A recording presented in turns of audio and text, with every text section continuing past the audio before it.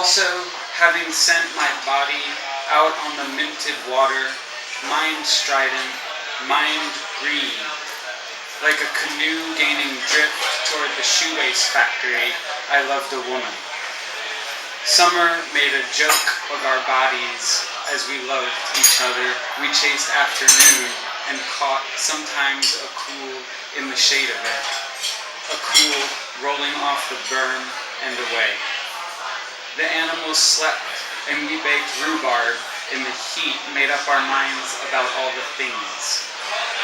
We even dared political kiss more than money away. Do you know how many centuries I loved a woman whose name, though I do not remember, I waft in vain? A secret lets her name vanish. I deny everything and nothing vanishes. I spend nothing. It is hazy and I have nothing I am willing to spend. I am full of prose. I have that to chip. I guess I could get rid of my books. I have no proof they exist. Only a few lines of verse I am soon going to turn on. I just have authored another century of Perseus, crickets, and emptiness, the center of any old lake. This next poem is called I Am a Devouring Man. How come young, deciduous woods are still useless? How many dollars spent pondering poplar, smeared with blood? It's time to stand against the dead, like governments, to see what young women and men can do when the lower standard of reading on history's back lengthens any heartstring at all to this, to full pursuit. I lay under where the tabletop will be, and I wait, thinking how the loving we will never identify will teach ourselves to eat ourselves. Cannibal heart, right and wrong, a bear den with a honey X smeared on it. 2. Still useless to the woods, the farmer pondering poplar decides he's a teacher. It's time to stand on my feet, see if I can't make a thing worth a lick. When the lower price on soy doesn't come back, lengthen my loan and leave me for my wife. To full pursuit of the extent of human nature, to this, the tabletop will be a joke of his labors. How loving we will pass hellos over mending walls, teach ourselves to eat without hands. Right and wrong is for the syllabus of chicken hawks. On it, we will be required to make love by the brook. So those are some new poems. I'm going to read from the book now, Practice on Mountains, which just came out. I sort of know this as a, one long poem and a quiet poem. It's the opposite of that room, and I'm happy you're all patient. The first poem, I'll read out maybe 4 from this, short, long, short. Heroes' Offenses.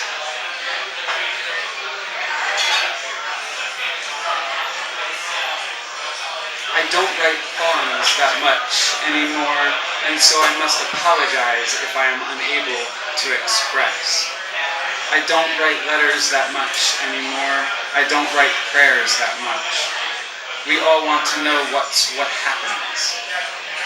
The mercy seat is not as religious bent as bending is a move to make oneself happy, a move to dignity, to make easy. Always off, just a little bit. I have a real solution to love games gone awry, you must know. Beautiful friend, the motion to dethrone you is meant to raise you up, you must know, you must believe me. Beautiful friend, you are the reader.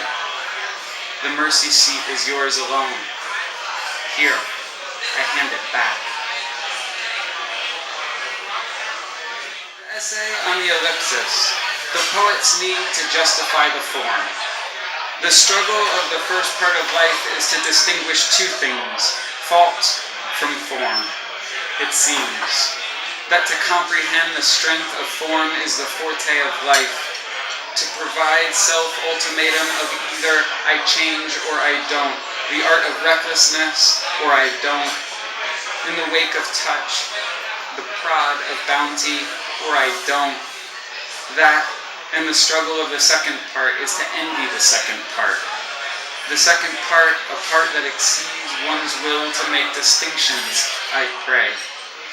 I want to be old and see everything the same. There is no need for students to talk of age just because they are interested in wisdom. I am not the forest about this, tough as I am. Yeats, saying of Blake, saying the limitations of his view come from the very intensity of his vision, saying to hush, boy, and see the soothe occurring before you. I cannot believe I am interested in this method of speaking, fort from form, forewarned before Forte's forest forgets. I cannot believe I do not know anymore if I am dragging you, beautiful reader, through to me, or away, or that I ever believed I did. Pride in the ambulatory nature of pacing, a sure precursor to reclusion. However, cloistering, not reclusion, is the goal, and the difference is absolute. Long before the goal of cloistering ripens in a person, unspoken, inevitable etymology begins. The cloister was an architectural covering of the monastery's walkway. Then he took to the cloister more than the sword. This goes on, the etc. behavior of language. Hereout, I do not know if I am addressing myself or if I am addressing you, reader. However, I know the form at hand of making ellipses, as if each erased thought between is intended to propel my own ease, which is, I know, a momentary feature, not rest, which is surely more perpetual. For rest having the most concrete biological effects. Ease for both of us, that I get to erase the parts I erase immediately, that do not threaten to embarrass myself, that you get to, should you choose, read as vertically as you, read up and down. I am not threatened by excerptability. I am lately inclined to call the general process psycholithography, as I have, however, thus the mind one stone at a time, and more as stones alone turning into stone is meant. I mean, what notes you would find on the posthumous collection of your own miscellany. What stones you turn over in the flailing first moments of turning to stone. And of course, what happens to the little poem when I decide to indulge desperation. I didn't want to say Pompeii. This book should have a preface. It should say it is okay when you want in bed to listen to Debussy.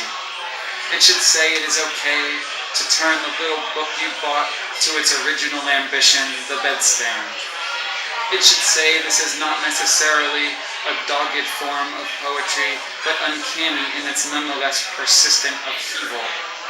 It should say persistent fortune is actual fortune. It should back off from time to time and give way for more critical occasion. It should not.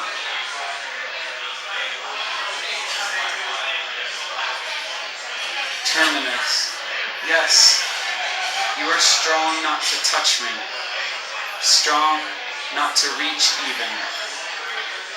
I'd like to do one thing on this side of the thing we have together, if you will. This thing the nearest side of heaven. Nearest little heaven. I would like to say I would like to steer a little more next time. I am okay steering clouds to heaven. I have watched the snow become rain on my chest as the children continue to worry for their bearded neighbor as children do. Maybe all this ever amounts to the flailing naming, the occasion of ripcord, or the opposites of these. In the words, I did not find what I was. Thank you.